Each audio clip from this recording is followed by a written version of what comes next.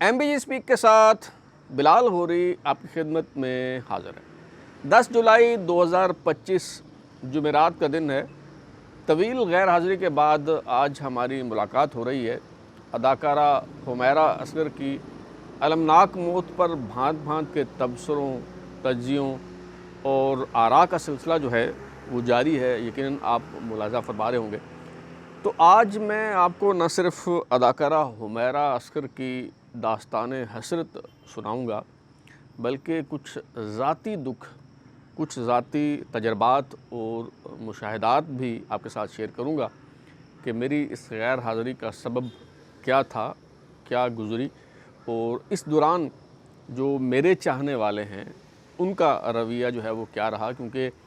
ये बात हो रही है कि एक मशहूर अदाकारा जिसके लाखों परस्तार हैं, सोशल मीडिया पर फॉलोअर्स हैं,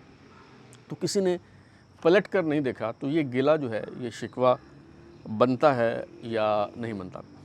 तो अदाकारा हुमैरा असगर की अगर आप बात करें तो मैं ज़ाती तौर पे इस खातून को नहीं जानता था, कोई तारुफ़ नहीं था। अगरचे इन्होंने बड़े मशहूर ड्रामों में जो है वो काम किया है और ख़ुसूसन जो हमारी यंग जनरेशन है उसमें बड़ी मकबूल थी, लेकिन मेरा ज़ाती तौर पे तारुफ़ इनसे किसी हवाले से नहीं था। एज़ एन आर्टिस्ट भी कभी मुझे इनका कोई ड्रामा देखने का इत्तफ़ाक़ जो है वो नहीं हुआ। इनकी वफ़ात के बाद ही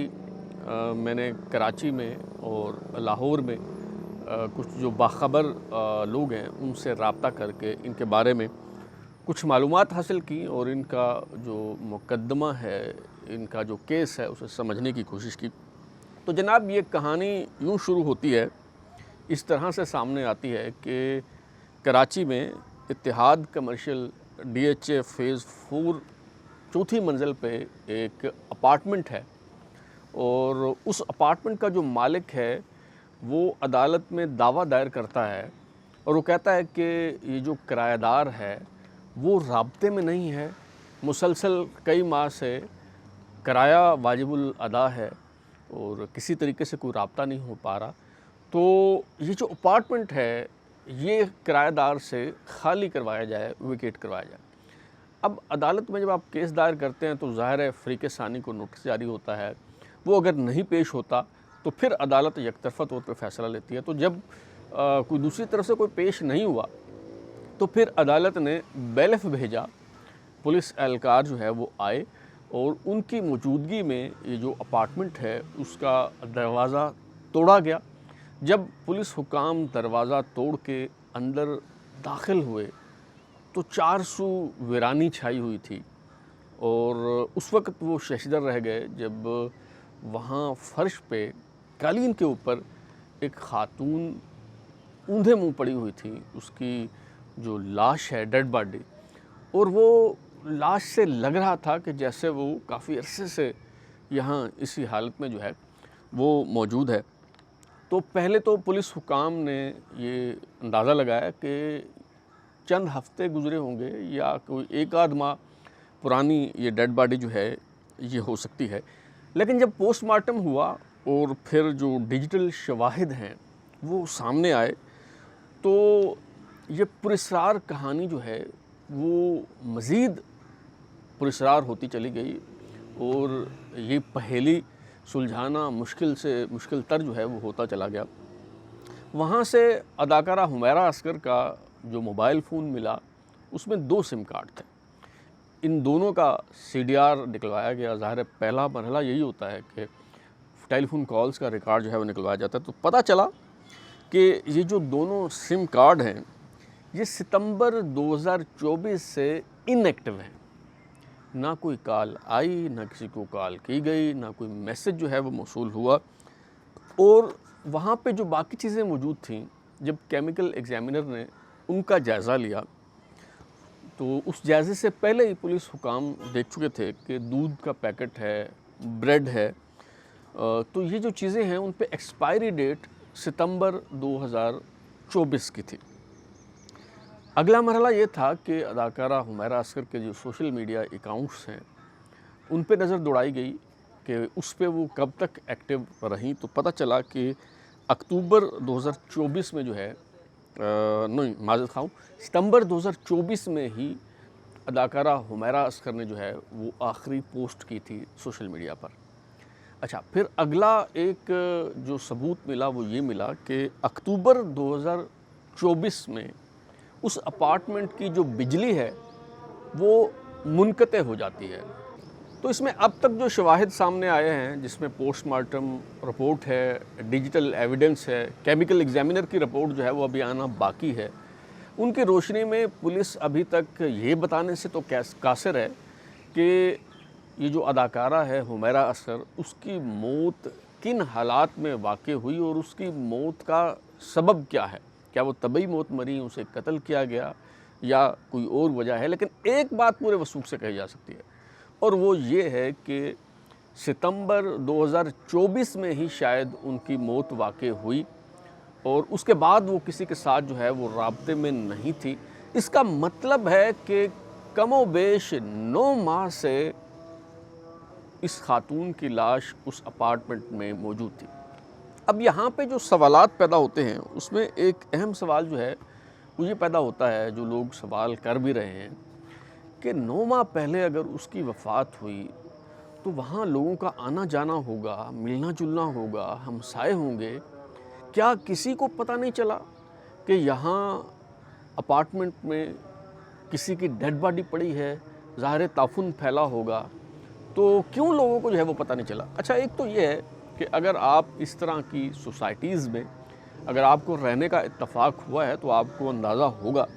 کہ لوگ اس طرح کی رہائشی کالونیوں میں، اس طرح کی جگہوں پر رہتے ہی اسی لیے ہیں کہ انہیں کسی قسم کی کوئی پریشانی نہ ہو، کوئی انہیں ڈسٹرب نہ کرے۔ سب لوگ اپنے کام سے کام رکھتے ہیں، کسی کو اس سے کوئی غرض نہیں ہوتی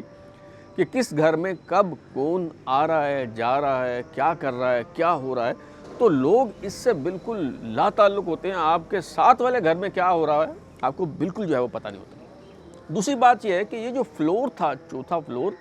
اس پہ صرف 2 ہی اپارٹمنٹ تھے۔ ایک یہ اپارٹمنٹ جس میں حمیرہ اصغر رہ رہی تھی، اور اس کے جو سامنے والا اپارٹمنٹ تھا، اس کے جو کرایہ دار ہیں وہ ستمبر 2024 میں، جس میں مبینہ طور پر اس خاتون کی موت واقع ہوئی، اسی مہینے میں وہ کرایہ دار وہ چھٹیوں پر چلے گئے اور پھر فروری میں واپس آئے۔ اچھا، اب یہ جو لاش کا تعفن ہوتا ہے، یہ ابتدائی دنوں میں تو ہوتا ہے، بہت زیادہ ہوتا ہے، لیکن بعد ازاں یعنی جب یہ واپس آئے ہیں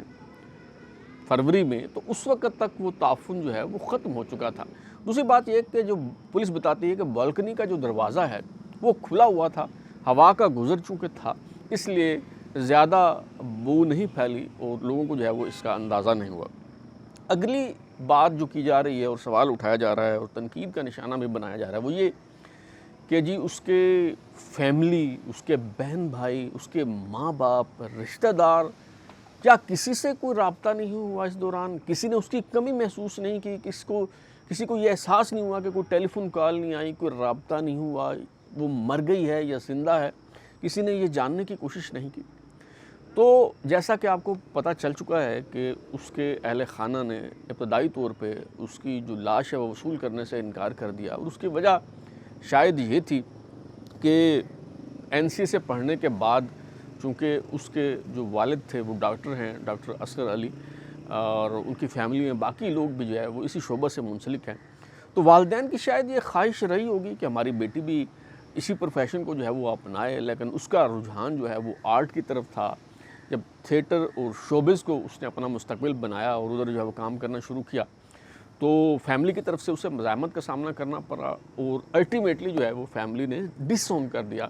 قطع تعلقی جو ہے وہ اختیار کر لی، اور یہی وجہ ہے کہ اس کی فیملی کو یہ پتہ ہی نہیں چل پایا کہ 9 ماہ سے اس کی جو لاش ہے ان کی بیٹی کی، ان کی بہن کی،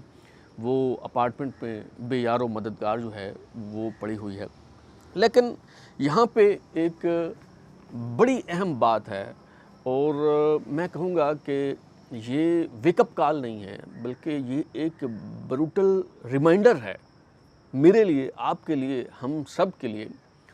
اور وہ یہ ہے کہ اگر آپ اپنے خوابوں کی تلاش میں نکلتے ہیں اور اس کی ایک قیمت ہے، وہ قیمت آپ چکانے کے لیے بھی تیار ہیں، فیملی کے ساتھ آپ کا تعلق اگر نہیں رہا تو کم از کم آپ کا دوستوں کا حلقہ ایک ایسا ہونا چاہیے، کچھ ایسے مخلص دوست خیر خواہ آپ کی زندگی میں ہونے چاہیے جو آپ کی کمی کو محسوس کریں۔ اگر آپ کچھ دن نظر نہیں آتے تو وہ آپ کی تلاش میں نکلیں، وہ یہ کھوج لگانے کی کوشش کریں کہ بھئی یہ بندہ ہمارے درمیان اٹھتا بیٹھتا تھا، بات چیت کرتا تھا، کہاں چلا گیا؟ کیا وہ بیمار تو نہیں ہے؟ اس کے ساتھ کوئی حادثہ تو نہیں ہو گیا؟ تو کچھ ایسے مخلص دوست جو ہے وہ آپ کے ساتھ ہونے چاہیے۔ یہ سوال بھی اٹھایا جا رہا ہے کہ حمیرہ عسکر جو ہے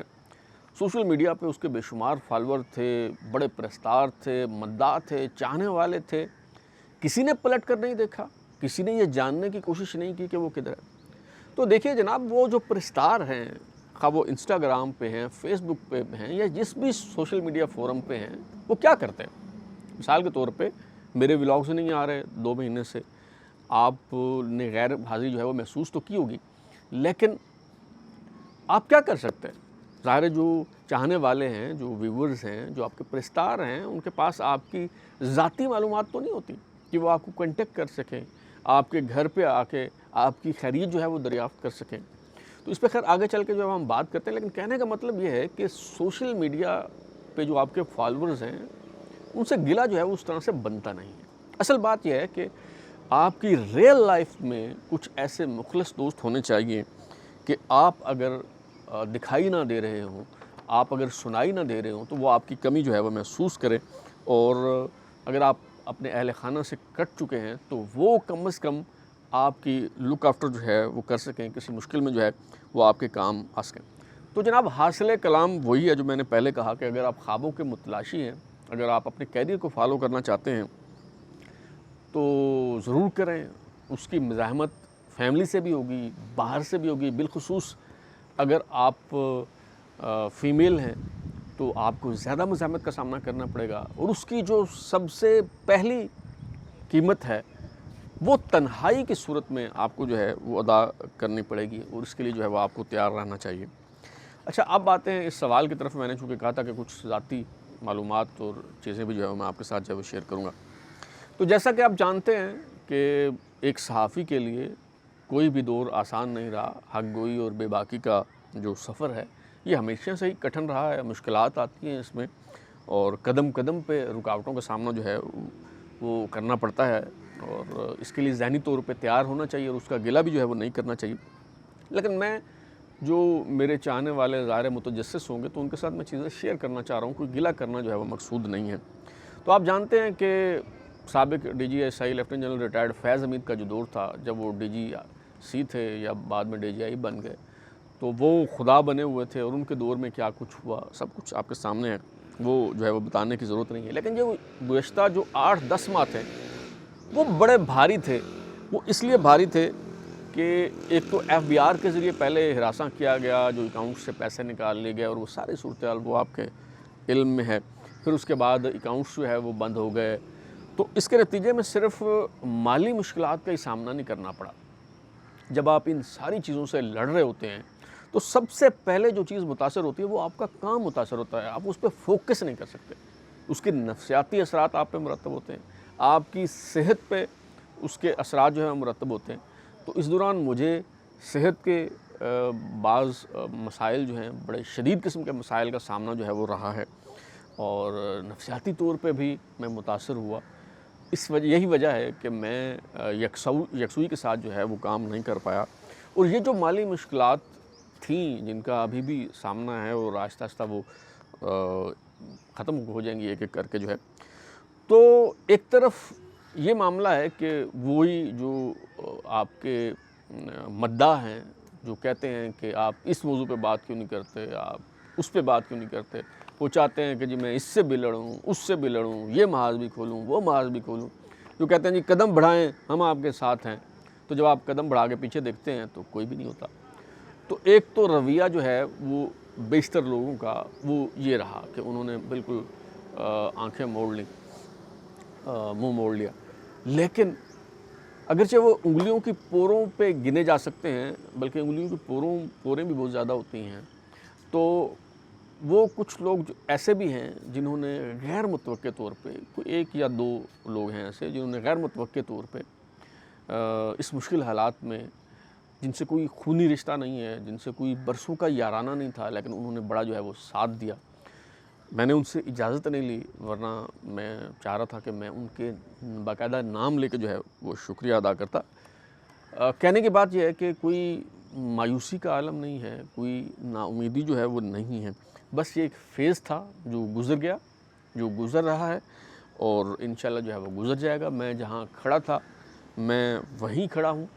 اور ولاگز کا سلسلہ جو ہے وہ تو شاید میں جاری نہ رکھ پاؤں مستقل مزاجی کے ساتھ، البتہ کوشش کروں گا کہ ترازو پہ جو تاریخی ویڈیوز کا سلسلہ ہے وہ باقاعدگی سے چلتا رہے، اور اس میں اب وقفہ جو ہے وہ نہ آئے۔ تو اب تک کے لیے اتنا ہی۔ بلال لوری کو اجازت دیجیے، پھر ملاقات ہوگی۔ اگر آپ کو ہمارا شو پسند آیا تو اسے لائک کریں، کمنٹ کریں، شیئر کریں، اور ہمارے چینل سبسکرائب کرنے کے بعد بیل آئکن یعنی گھنٹی ضرور دبائیں تاکہ آپ کو نئے ویڈیوز کے نوٹیفیکیشنز ملتے رہیں۔ بہت شکریہ۔